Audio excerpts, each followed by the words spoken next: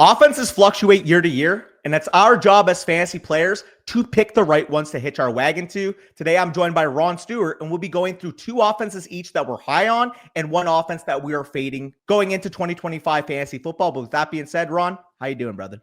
Doing great. We were talking before the show. This is prime time, man. We just had, Trevion Henderson returned to punt. People are saying, he's got to be a second round pick now. So we are fully in the mix. Everything is happening all at once. I'm excited to talk some ball with you today, my friend.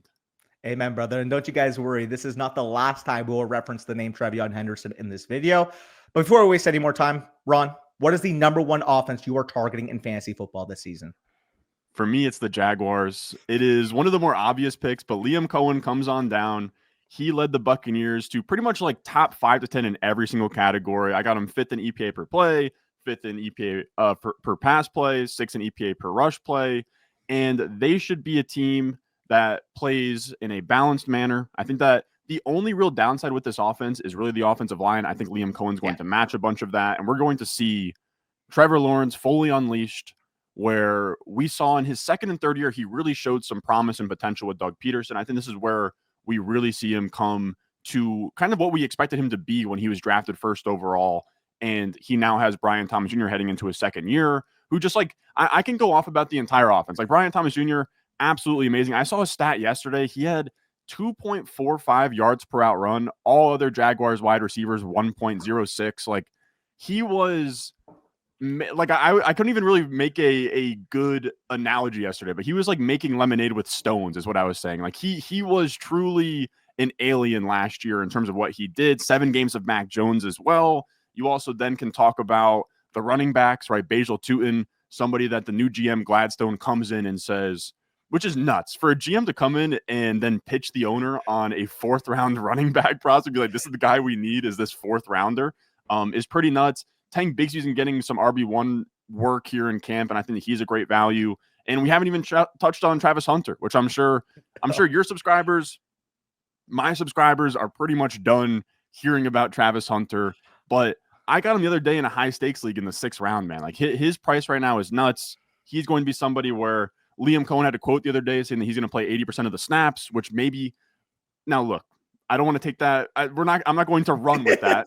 I don't want to get too crazy, but 80% of the snaps means like 90% of the routes, and then all of a sudden we're really cooking. But I know you also like the Jaguars too, so I'll let you get in where you fit in here. Yeah, I mean, Liam Cohen was an S tier hire when I did the coaching changes video, and pretty much exactly what you said applies to why I'm all in on this offense. Not to mention, we literally saw Liam Cohen with a former first overall pick quarterback lead that quarterback to a 40-plus passing touchdown year. So if you want to say, hey, I love Brian Thomas Jr., I love Travis Hunter, I love all these players, but they might eat into each other, just take the syrup that goes over the pancakes as well with Trevor Lawrence. But we do like all those players, like you said. Brian Thomas Jr., week 13 on. A phrase that's been coined by Hayden Winks in the past, the post-buy rookie bump.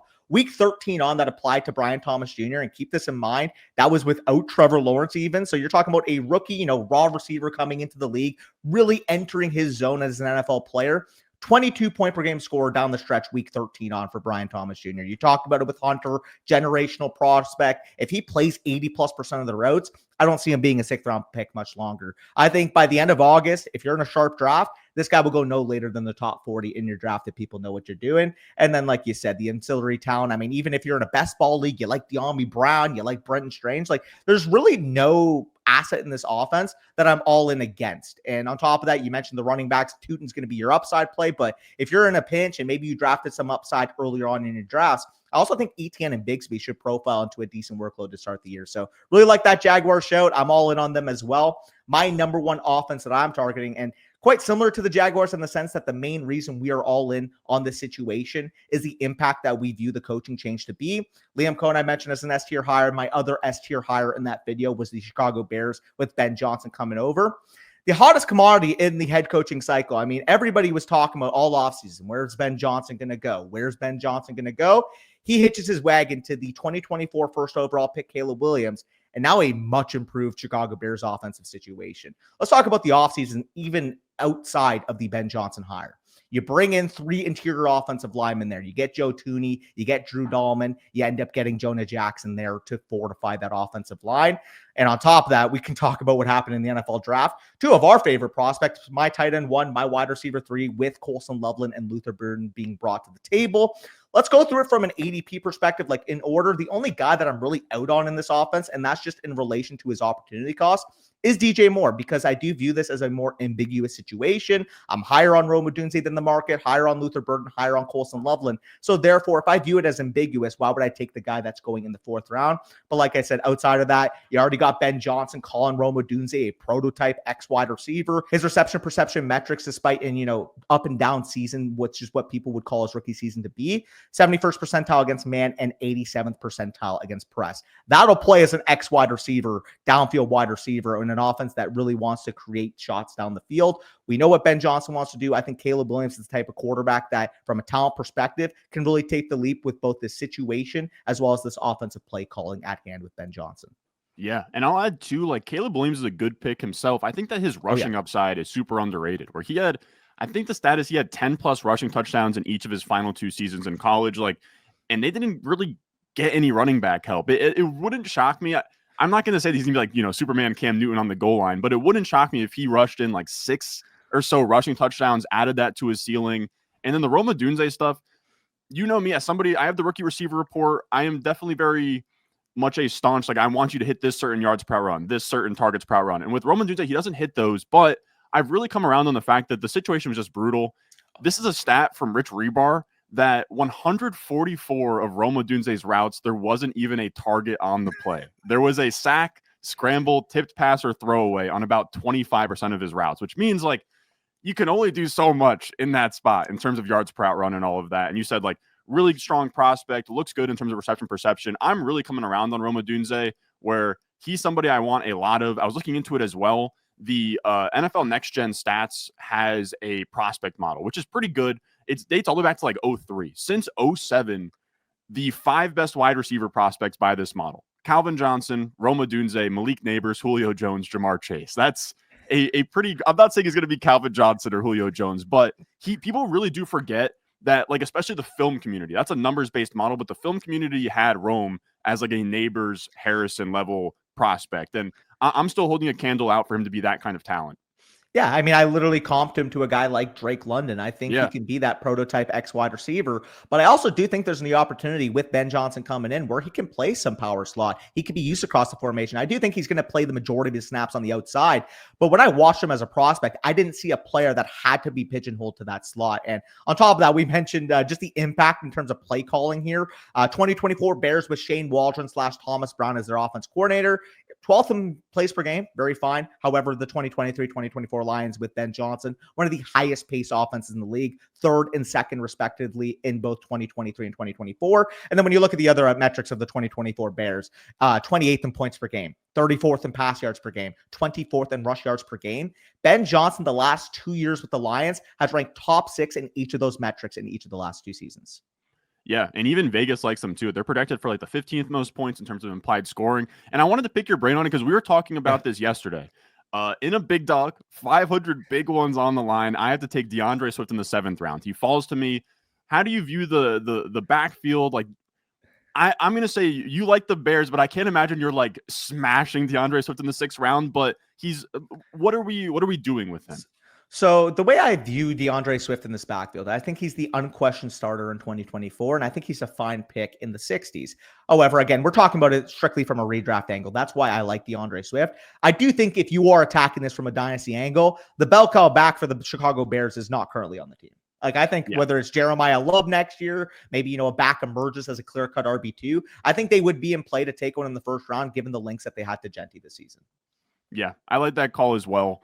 And then also Luther Burden, who we didn't really even talk about a ton. I just keep taking him in the 11th, 12th round. I get he's hurt and maybe Ben Johnson keeps yelling at him or whatever. People keep moving him down, but dude, he was picked in the top 40.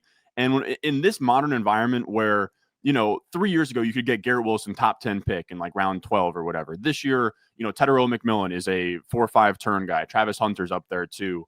To get a guy drafted at top 40, really strong prospect on a good team that you can get in the 11th, 12th round. He's the guy where you're not drafting him for early season, but if somebody could be this year's Rashee Rice, Amon-Ra St. Brown style, late season guy you needed, Luther Burden would not shock me at all.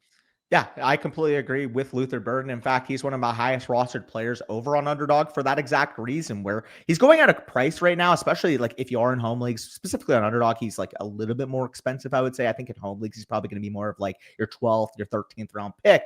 But if he's at that cost, like how many players in that range are immediately entering your lineup anyways? So why wouldn't you target the guy that if he does enter your lineup is poised to be the needle moving type of producer? Exactly. And then, he could be a league winner down the stretch. And then I'll also talk about the Houston Texans offense. That's who I'll bring to the table here. And it's really, I'll be honest, it's really mainly the passing offense. I'm not drafting a ton of Mixon and Chubb or whatever, but I will say Mixon's getting to a spot now where I'll flirt with it. You know what I mean? Like he's in the 80s, sometimes into the 90s. The foot injury is not great. Exactly. He's starting to move to a range where it's like you're starting to debate like Joe Mixon versus Travis Etienne, which at that point, I'm fine with Joe Mixon and I'll roll the dice on it. But I really want to bet on the passing offense here, where Nico Collins last year, we're both very big on Nico Collins, where he was jersey in the back. Yeah, he was a monster last year. He was the wide receiver 2 in points per game before his hamstring injury. If you want to expand out to the games he played with 80% or more of the routes, it's a 10-game sample last year, including the playoffs, where he gave the Chargers 7 for 122 and a touchdown in the playoffs, 19.4 points per game over that stretch.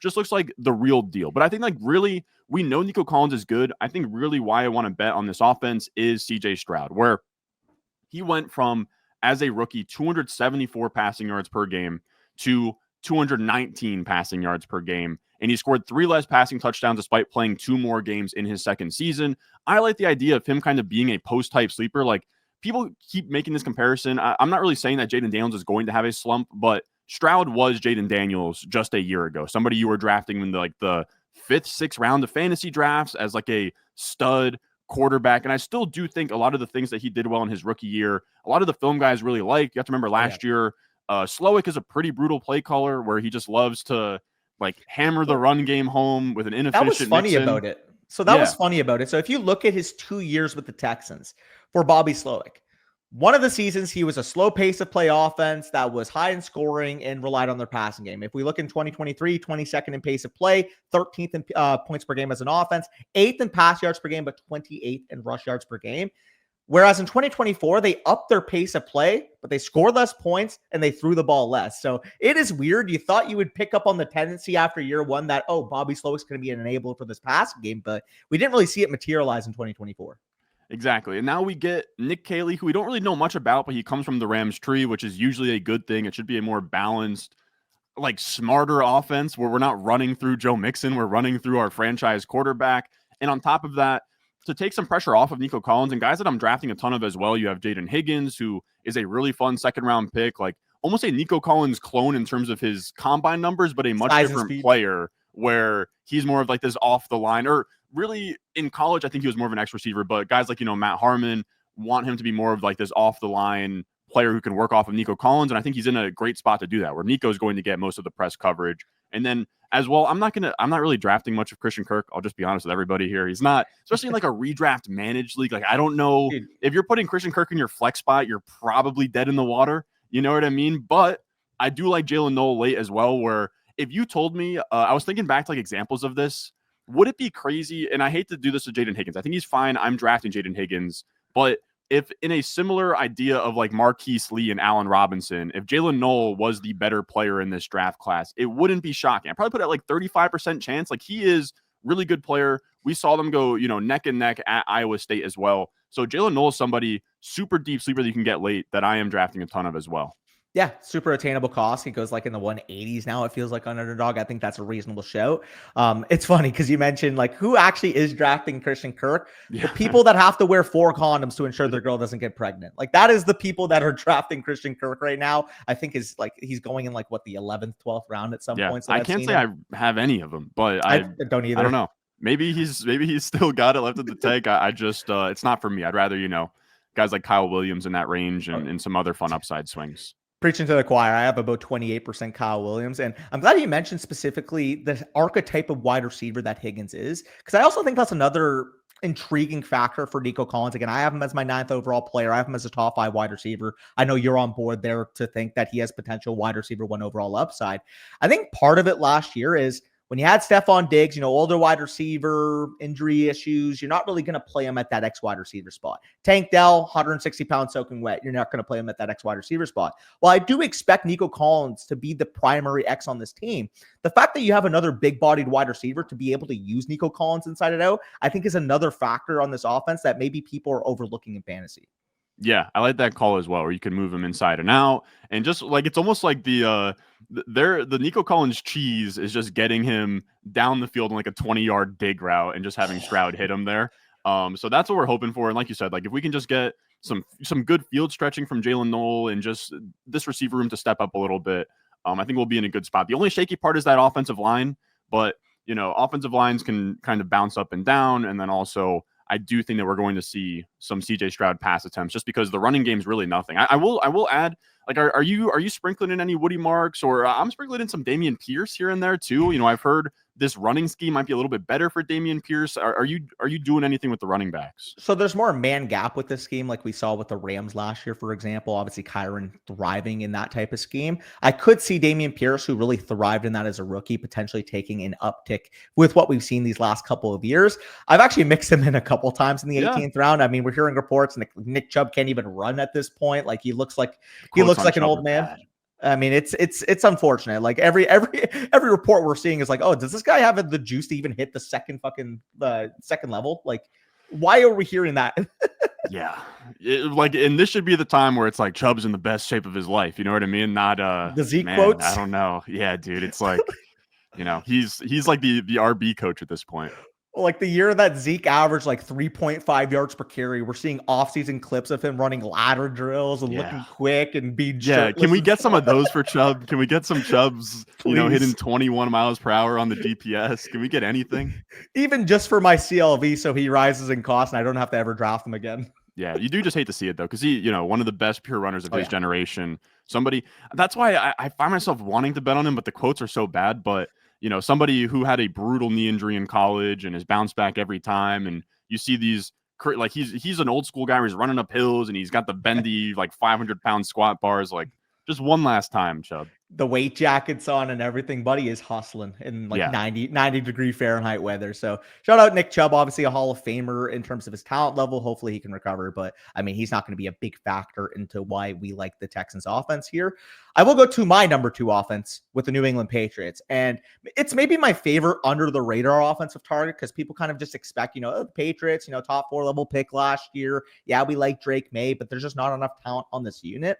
People aren't really looking at the impact of the coaching hire that is Josh McDaniels, because when we look at the Patriots offense in 2024, that was under Alex Van Pelt, 26 in terms of offensive pace of play, 30th in points per game, 32nd in pass yards per game, and 25th in rush yards per game. And I get it. People might be apprehensive, think, well, if you're taking this whole split of Josh McDaniels' tenure as an OC, there's a lot of Tom Brady in there. Now, we'll talk about what it looks like just exclusively without Tom Brady in a sec. But when we look at the overall tenure, 10 years as an offense coordinator for the Patriots, average rank of 8th in terms of pace of play, 6th in offensive points per game, 8.8 in terms of pass yards per game, and 12.6 in terms of rush yards per game. Top 15 level offense, both in the rush game and in the pass game. But specifically, even just the year that he had with Mac Jones, they were a top 15 level offense in both the rushing and passing perspective. And I would argue right now, Mac Jones wishes he was capable of some of the stuff that Drake May is potentially able to do this upcoming season. On top of that, if we look at the overall offense, we can start up the top in ADP. Trayvon Henderson. You mentioned him earlier. This is probably a guy that's going to even rise further in ADP, but the fact that a player of this talent is going in the 60s right now never really made sense to begin with, because I know some people would have been like, well, Josh McDaniels, he's familiar with Ramondre. He coached him in 2021.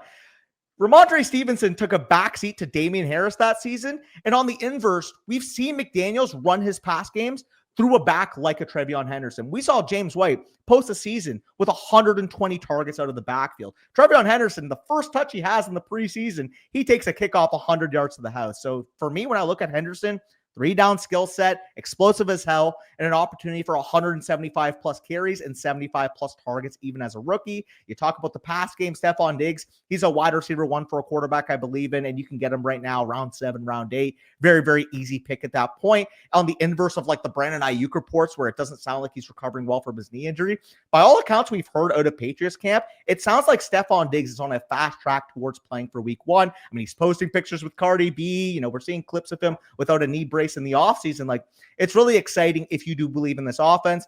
And on top of that, like I said, the syrup that goes on top of the pancakes, Drake May is one of the single best quarterback values on the board. The passing ceiling that we mentioned, having Josh McDaniels in the fold, like I said with Alex Van Pelt, the single worst pass game in terms of pass yards per game last season.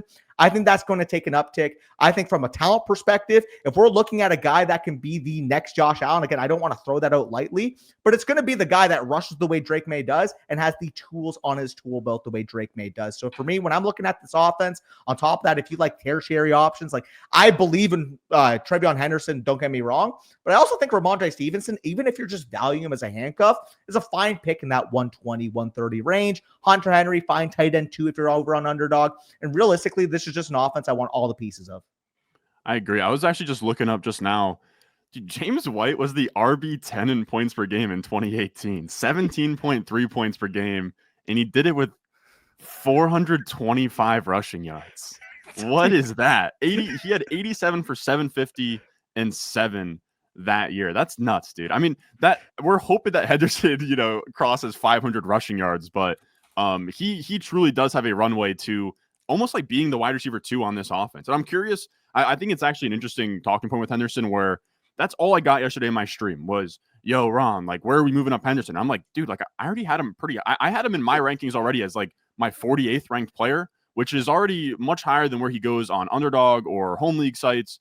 Are we moving him up, Pat? Like, at what point? Because people want to start steaming him up. It wouldn't shock me if in like high stakes like FFPC we see like 3-4 turn. Could we move him ahead of Walker? Like, where at what point where's the maximum you're willing to bend the knee to the market with Henderson? So full transparency, I don't have him ranked here yet, but if he did get this expensive, I would look at it and be like, that makes sense. I think there's a very real possibility he ends up seeing his ADP line right next to Breece Hall. Yeah, as like a late third. Like mid to late third round pick is I bet is where he could land if he has maybe one more performance like this, or if we keep hearing the coach speak we have. Because I mean, how many guys take their first career touch 100 yards to the house and look that adept in the open field? Like, on top of that too, even on like 4-yard carries, 4 yards receptions, like he's putting the shoulder down, he's running people over. You see the contact balance, like everything you would have wanted to see in that preseason game, you saw. Every report, every word we have heard out of Patriots camp has lent to a positive Trevion Henderson outlook. Yeah, they love him. Apparently, best pass blocker on the team, which like does matter for a rookie to like get him on the field and get into passing down situations. So he's super exciting as one of these like modern, this like new build of running back of like the Gibbs, Devon Achane, James Cook, of guys who don't need 25 plus touches to give you real meaningful production. So I'm a big fan of his as well. I thought you made a good point too. Like Ramondre's draftable, man. Like he's draftable really just for the fact that if Henderson was to go down, which you would hate to see, that Stevenson's one of these guys where it'd just be very clear 3-down skills, workload in terms of his size, pass catching, all of that. And did you touch on Kyle Williams is fun too as a rookie wide receiver you can get later, where if you miss out on the Luther Burden, if you miss out on the Jaden Higgins, like around 13, 14, Kyle Williams, not bad at all. A lot of the film guys absolutely loved Kyle Williams. Is like not Lad McConkey, but like similar vibes of like this dude's route running is amazing. You kind of have to throw away some of the statistical profile stuff. Of course, he did it at like Washington State and not Georgia, but like a mini version of that. Well, I was actually going to find out what I wrote on his prospect profile when we were studying him for the draft guide, but he was a legitimate top 10 wide receiver in my ranking. So the fact that he went to the Patriots, deep ball quarterback, the way Drake May can represent like the arm strength, the arm talent that Drake May has, he needed a wide receiver to take the top off like Kyle Williams can. On top of that, we saw him separate at will in the preseason game. Yeah, sure, he didn't reel in his 4 targets, but those were probably the most fugaz 4 targets I've ever seen. Like he was wide open, basically all of them. I think there was a couple DPIs. He got missed on the goal line by Josh Dobbs, wide open on a slant. Josh Dobbs throws it late and outside. Like Drake May ain't throwing that late and outside. I'll just tell you that for free. Kyle Williams, I believe, is my third highest rostered player on Underdog right now, because the fact that he's going in the 130s, he catches one pass with the first team offense in preseason week 3, he's going in the 90s.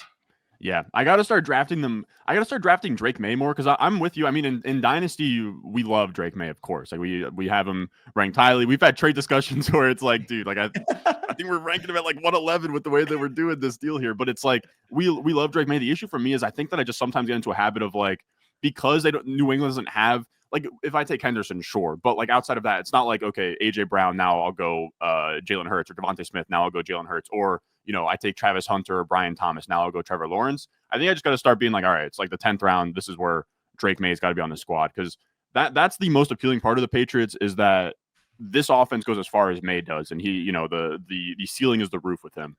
Well, that's the thing too. Like, even if you miss out on a Stephon Diggs in your best ball draft, the fact that you can grab Drake May and still backdoor Hunter Henry and Demario Douglas, like Pop Douglas is a lot better when he was like in the 190s, but even in the 160s, I mean, you're just getting a player with juice on an offense you believe in. Like, if Drake May is the quarterback that we both believe him to be, like you said, a first round asset in our dynasty rankings, a top 12 fringe level quarterback in redraft this season, I mean, this is an offense you got to be targeting given the current ADPs. Yeah, exactly. Like, I think even like you said with like Diggs, like I was squeamish at first, but the reports have been pretty good, and he's in a range where he's like kind of one of the last guys in terms of wide receiver that I'm looking at, because then you start to get to like the Darnell Mooney's of the world, and we're talking about like redraft managed again. Like, if this is a whole other macro topic, but if Darnell Mooney's in my flex spot, then something went horribly wrong. Exactly, right? Like the fun fact of this offense, and like the Bears offense, like the Jaguars offense, like there are pieces that even if they're not at the top of the pecking order in terms of ADP right now, if they do enter your lineup, you're expecting them to be a needle moving piece, like top 20. Like if Kyle Williams were to ever enter your redraft lineup, it'll probably be because he's established himself as a top 2 target on that team. Yeah, he could be like, I mean, I hate to just keep drawing parallels, but like he's somebody that feels like rookie year Jaden Reed, where he's somebody that's like, he just kind of collects dust for a while and then down the stretch catches fire. Like, that's really what we're looking for with these rookies. And some of them are going to do it. Now, some of them might be Jalen Polk, which was freaking brutal last year, but that is the nature of, taking all these shots on the rookies late. Yeah, and especially in your redraft league, if you're focused on floor in round 12, round 13, round 14, you are playing the game wrong. Like, the whole point of drafting in that range is to eventually take a player that can enter your lineup, like we said, over the round 6 pick that you got. Realistically, if you're just taking a floor projection in that range, when are they ever going to enter your lineup? You're not taking Adam Thielen in round 12? In best ball, when he falls to round 17, maybe I think about it. But in redraft, he is undraftable. No, 100%. But let's go to the avoid offenses. We'll start off with your number one offense to avoid, which it's funny that they're the number one offense to avoid because they are also tethered to the number one overall pick in the 2025 draft. Take it away, the Titans.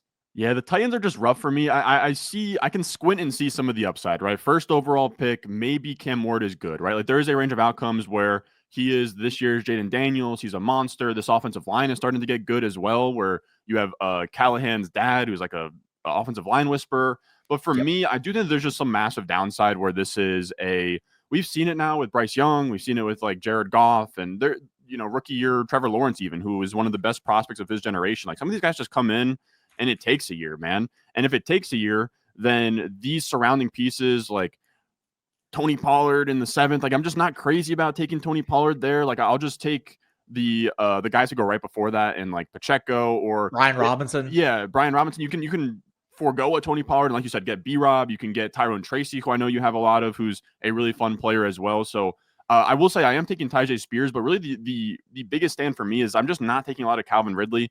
I see the parallels between Ridley and Terry McLaurin people are making, but you have to remember that Terry McLaurin, he scored 13 touchdowns and still didn't score as like a top 12 wide receiver. Nothing that's going to happen for Ridley, but McLaurin got very, very lucky. There is some upside for this offense to be better, but where you're drafting Ridley, you're taking him in a range where you kind of have to take him over like Roma Dunze, which I don't love. You take him over like Chris Olave. I even think you can start making cases for guys like even Emeka Egbuka over him if you wanted to, or guys like there's just other upside options I'd rather have, or the place where you're taking Ridley in this like 5th, 6th round range. I would just rather some of the running back options, right? Like sometimes RJ Harvey will fall there. Sometimes, I don't even mind an Aaron Jones here and there for me. And then I'll also add with Calvin Ridley is it's just like outside of his 2nd season next to Julio Jones, it just hasn't really been great in terms of what his upside could be. He's now, since coming back from the gambling suspension, he's 0 for 2 on seasons of 2+ yards per out run, 0 for 2 on, even finishing with like a 75+ PFF grade. I get that he's had bad quarterback play during those years.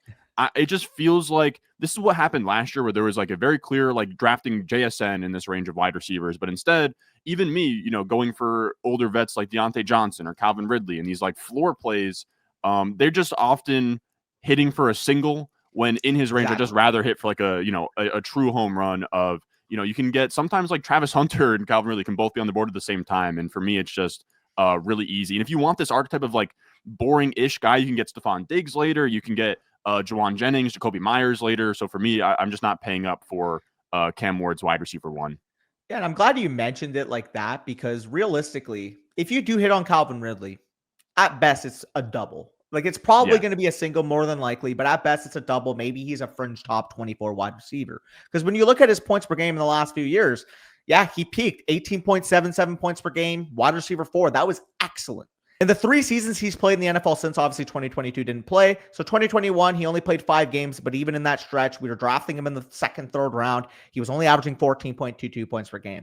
His first year with the Jaguars, 13.52 points per game. This past year with the Titans, 11.72 points per game. It's like, realistically, even if he hits, it's like, is he going to average 17 plus, 18 plus points per game again? More than likely, a hit for him is probably going to be in that 14 to 15 point per game range. Exactly. And for me, it's just not enough upside to pass on a lot of the other upside picks. Like even guys like Jaden Reed. I mean, you don't have to draft Jaden Reed over Calvin Ridley. I'm just saying, you can wait around and then exactly like you can go and get Jaden Reed and just guys who are better players or rookie upside swings. So it's just really tough. You can at least sell me on, because I think him and Sutton are very similar archetypes. You can at least sell me on the Broncos being a good offense and Bo Nix already having shown being a good quarterback. But with Ridley, maybe Cam Ward is this year's Jaden Daniels and I eat crow, but that's like truly the scenario you need for him to flirt with like high-end wide receiver 2 numbers, which like when I have to start doing that, like your quarterback needs to be a historic rookie season, it just gets tough. Like this to me is a team that I think could be bad again, dude, where like Callahan, to me, dude, if they start like 2-6 or 2-7, like could Callahan get fired? Like how entrenched is he even in this job at this point? So I don't know. I think that this could be kind of a disaster. So I would think that they would probably see him out at least for the rookie season, but you are making a very correct case in the sense that he doesn't have a secure job by any means. And on top of that, you mentioned the Terry McLaurin hit. Like, yeah, he hit 15.75 points per game, wide receiver 16 in points per game. Like, yeah, that's a hit based off where you're drafting him, but is it really going to win you a league because he scored 15.75 points per game? It's just like a nice, it's a nice little thing, Yeah. it's cool, but it's not quite what I'm looking for. I mean, he goes in the 5th round on Underdog. There's other sites. Sleeper, his price is actually pretty nuts. He's like a 75th ranked player there, but on like ESPN, Yahoo, whatever, he's like a 5-6 turn guy. I think even on like ESPN, like I have these in the back of my head at this point, but ESPN's default, he goes ahead of, I think, George Pickens and Jameson Williams, which is pretty rich. And I don't even really like Jameson Williams, but that's pretty rich. Yeah, I have Ridley ranked at 77 overall. The only player of this team that I actually do like is Tajay Spears. Yeah, I was going to say Tajay Spears is nice. It's more just anti-Pollard. Yeah. Like, to be honest, like when we saw Spears healthy again, backstretch of the year, he was really an advantageous lineup player in the last few weeks. I believe week 17. He was the guy. Like if you wanted to go up against, Jahmyr Gibbs or whatever, you probably needed Spears. Well, exactly. I think it was week 16. He had the big game. Week 17, it was no Pollard. He wasn't like a 25 point per game point scorer that week, but he gave you, I believe, 15 points in that final week 17 game. So really, what it comes down to for me is with Spears, you're getting the implied upside if Pollard were to miss time. You're getting potential receiving work, and on top of that, we have seen the split be closer when Spears was not recovering from a freaking concussion. Yeah, exactly. Like there's a world where he just full on, takes over the backfield, and Pollard is older at this point. Something that JJ Zach Reason's been looking into has been like yards per out run for running backs and kind of their targets the next year.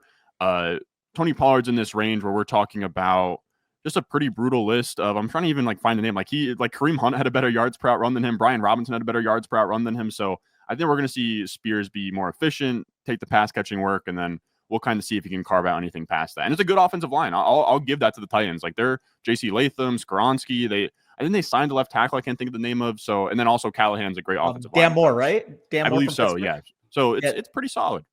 Yeah, I mean, they gave him a good amount of money too. I think like Yeah. 4 by 90 million. So goes to show they're trying to increase the offensive line. And if Spears is the efficient running back we saw from year one, efficiency kind of tailed off in year two, but I'm willing to overlook it considering that the guy literally could not think straight for half the season.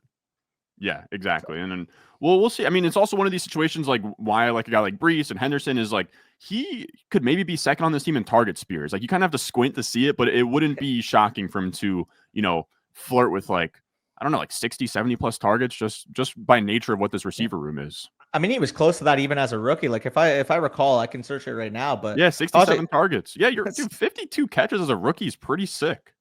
Exactly. So if you're getting closer to maybe 130 to 150 carries, you get that type of target workload he saw as a rookie. On top of that, I mean, 4.53 yards per carry when he was healthy versus 3.71 when he wasn't. It's clear as day to me that Tajay Spears is a good player. And the fact that you can get an ambiguous backfield piece that could lead his backfield in that 12th round area, very easy click. But the rest of them, Pollard, Calvin Ridley, etc. We are both fading in fantasy football. Another offense that I'm fading in fantasy football, and it's funny that the wide receiver one you mentioned with Calvin Ridley, you said, hey, listen, he could hit a single. He's fine, I guess, but he's not going to be a guy that can win you your league. That's kind of how I feel about the Pittsburgh Steelers offense right now, and I can't think of a more toxic offensive situation. Like, you got Aaron Rodgers, you got Arthur Smith, DK Metcalf, we've seen throw a couple punches on the field before. Like, there could be situations in that locker room where everybody's just barking at each other, but obviously that's more of a narrative thing. Let's focus on the nuts and bolts of the situation. I would just rather have a lot more upside players in the range that Pittsburgh Steelers go. I'll start it off at the top of the ADP. I mean, DK Metcalf, yeah, sure, he gets paid this offseason. I believe it was, $33 million per year. Like, you look at strict follow the money, you would think, well, DK Metcalf should be a top 12 pick wide receiver in fantasy. The issue is that he's played 6 seasons in the NFL. He's had 1 season in that stretch with 140 plus targets. And I would argue very strong that he gets a big situational and quarterback downgrade from the 2024 Seahawks. I think Geno Smith is a better quarterback at this point in his career than Aaron Rodgers. And obviously the offensive environment for the Seahawks, much better than what the Steelers represents this year. The Steelers are the 7th lowest implied total offense in the NFL this season. To me, when I'm looking at it, like, sure, yeah, he's big and fast. He can separate. He is like your perfect wide receiver too, in my opinion. But I don't think he's enough of an alpha, enough of a volume target earner to suffice as a true number 1 wide receiver going into year 7. The only Steeler I'm okay with at ADP is Caleb Johnson, and that is solely because I had him as a top 5 level running back in the class, and there's a very big appeal in terms of the immediate workload, 300 opportunities left behind from Najee Harris.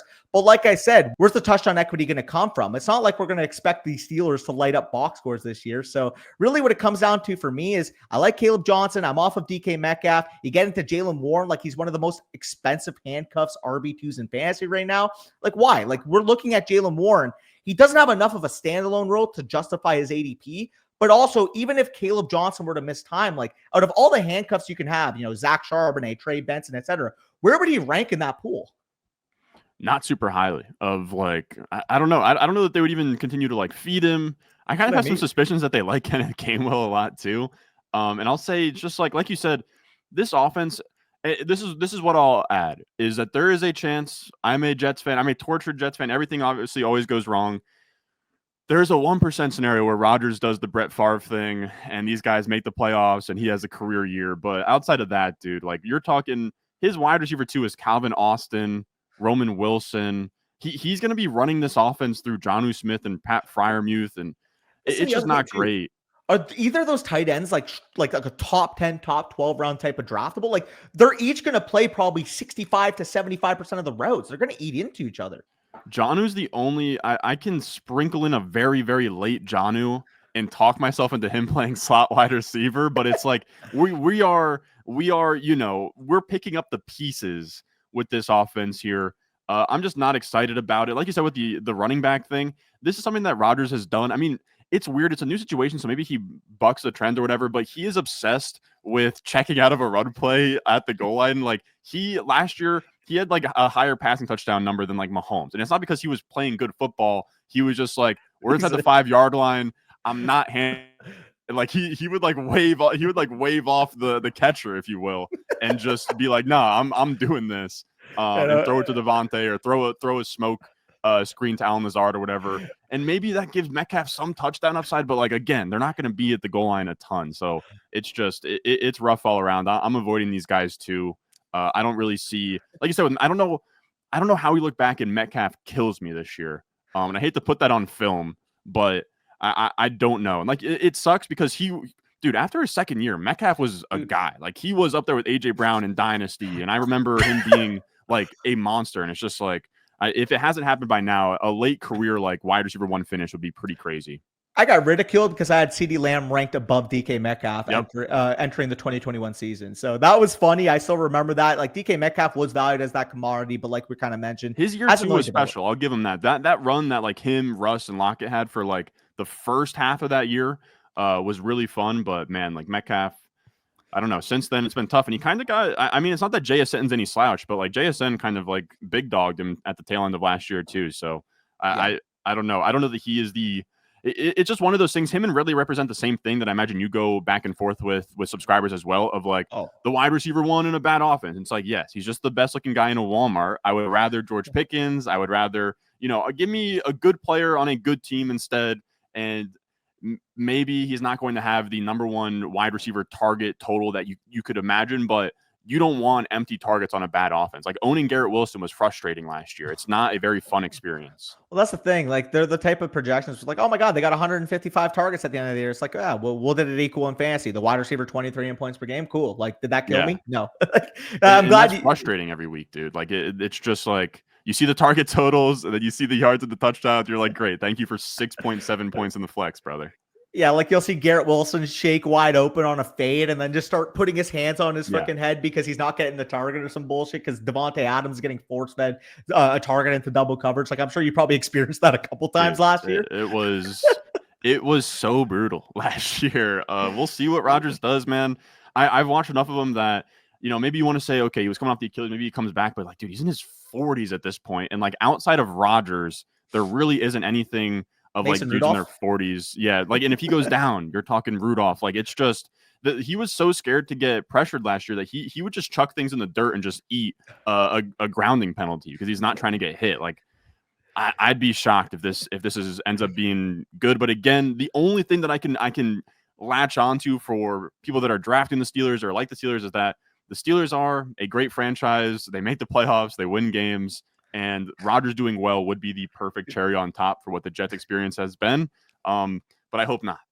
Watching him do bag work just reminded me of what my 83-year-old Nono looks like when he's doing yard work. Like that's what he looked like doing that bag work. And I saw someone quote tweet it with just like that emoji. It's like, that is not ideal. Which, by the way, if you sure, best ball, you want to draft Rodgers as your quarterback, 3 rounds, 17, go nuts. He is undraftable in any type of redraft format. Let's just say that now. I don't care if you're in a 6-point format. I don't care if you're in a points per completion percentage format. Like at this point, Aaron Rodgers, I would be shocked if he returned at a top 15, 18 level. And the defense is so good that they're going to do like they're going to play conservatively, like try and keep the pace of play down, run the ball, play good defense, and just try and win off the back of like game manager Rodgers, which is just not that exciting for fantasy. Well, it is funny. We just talked about the Steelers. We'll talk about some honorable mention offenses. The reason why I said it's funny that we just talked about the Steelers because you mentioned the philosophy, run the football, trust your defense. It's like the guy that is leaving Pittsburgh is entering the complete different version of that, where the Cowboys have been number 1 in expected wide receiver points. George Pickens comes over. Like, yeah, sure. You guys probably are watching at home expecting me to talk a little bit about my Cowboys. I'm sure you'll have your input in a second, but you're getting a passing offense that it's set up in an ideal situation where what's stopping them from being this year's Bengals? Genuinely, they can't run the football, and they are poised to throw the ball 67% of the time. No, I love that call too. Like I'm forcing myself to draft more George Pickens. Like I want to have a lot of Pickens. Of course, like Lamb too, but I mean he's a dog. He's valued there. Like exactly. Like I don't have to be like, yeah, I'm trying to get more Lamb. I'm trying to get more. I'm trying to pull more 102s and 103s, I guess. But like Pickens, like you said with the Bengals comparison, because I think that's perfect. I showed it on Twitter the other day.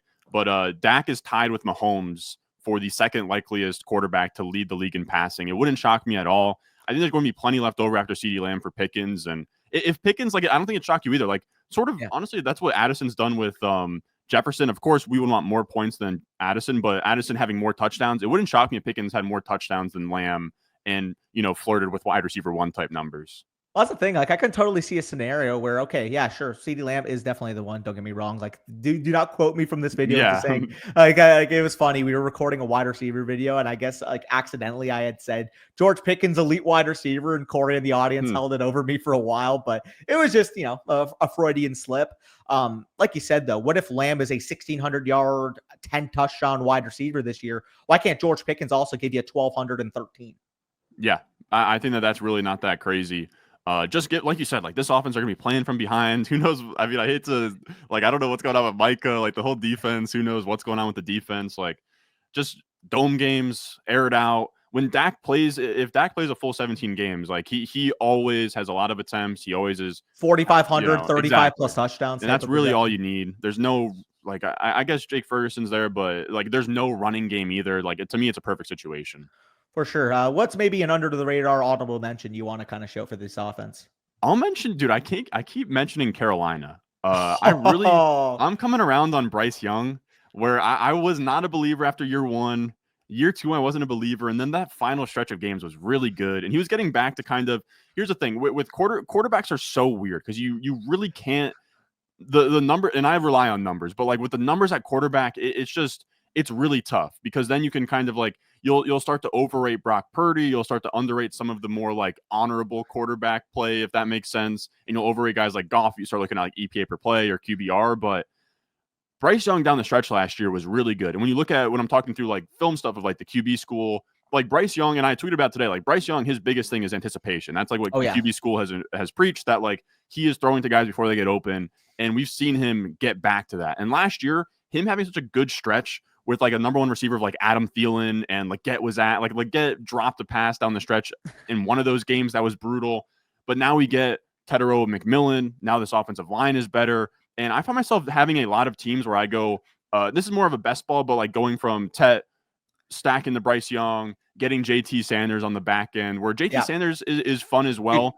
Rico Dowdle too is super cheap right now. Rico Dowdle. I even like Trevor Etienne as like an 18th round pick. Like there's a lot of really cheap options with Dave Canales. Like if there was an under the radar team that could all of a sudden be like a top 15 scoring offense, the Panthers wouldn't shock me at all. Their defense is pretty brutal as well. So we'll see what Dave Canales could do. I think Bryce Young could like truly, not let's not get too crazy. Not close. Why can't he be this year Baker Mayfield? Yeah, exactly. Like he could. I truly do think that he could completely like rebound his perception in the league this year. Yeah, I mean, we saw maybe not 2024 Baker where he threw 41 touchdowns. Like that might be a little bit out of the expectation, but we saw 2023 Baker be a legitimate fringe quarterback. Won that year, I believe, 28 passing touchdowns. It's like, would it all shock you if Bryce Young took that step? Given what we saw, you said the anticipation. I saw a little bit of out of structure in that preseason game, and I mean the number one thing I've noticed, and I'm sure it left off the screen to you, but I mean, Tedero McMillan or Drake London, who was on the field? Like seriously, Tet looks great. Tet looks great. And then on top of that too, I wanted to make sure that I mentioned him. This is truly best ball. Don't draft him in your home league, but Jalen Coker, I think is one of the best 18th round picks right now. I have him in 20% of my drafts. I keep grabbing Jalen Coker late. Year two upside. I think he's straight up a better player than Xavier Leggett. I would love Leggett to be better, but I think that he's just a goof. He's out there dating Glorilla. He's out there punching guys in the preseason game. He's on album covers. Yeah, he might just be a goof, man. And look, like if I had that money, I'd be doing dumb stuff as well. But I think Coker is just a better player. And if we see like Coker take a step, we see Tedero McMillan be like a true difference maker at receiver, this offense could actually be like functional and very fun. So I think they're perfect. Yeah, like if I'm checking my Coker percentage right now, Jalen Coker 16.3% on Underdog. So right there with you. But either way, appreciate having you on, Ron. If you want to plug anything, feel free to do so. I'll let you take the floor. Appreciate you having me, man. It's always good to check in, talk before the season starts. You can just find me Ron Stewart on YouTube, man. That's where I'm just going to have all of my redraft videos. We are trying to cook it as hard as possible, pedal it to the metal from now through week one. Trying to post as much as I can. One man band over there, so a little tough to get to the daily uploads that some of us out here are doing. But we are streaming daily as well. So if you want to pop in, we do underdog streams. We do some high stake streams where the chat just absolutely rips me to pieces as I have $300 to $2,000 on the line in front of these people. But a lot of fun stuff going out there. Just Ron Stewart on YouTube. That is where you can find me. But as always, very fun to chop it up and kind of talk about our macro blueprint here of some teams we're targeting. Yeah, amen. And I'm sure a lot of you guys watching this are already familiar with Ron, but for those of you that maybe clicked onto this video, had no clue who either of us were, I'll let you take the stage there. On top of that, if you have made it to this point and you want the #1 tool entering your redraft season, check out the season pass over on flockfantasy.com. $35 will have you covered August through January. And on top of that, you'll get access to all the draft guides for every creator, all of our weekly and rest of season rankings, and 2 free trade and start sit questions throughout the season. So if you guys want access to that, go check it out. Link in the description. But with that being said, peace out. We'll talk to you guys soon.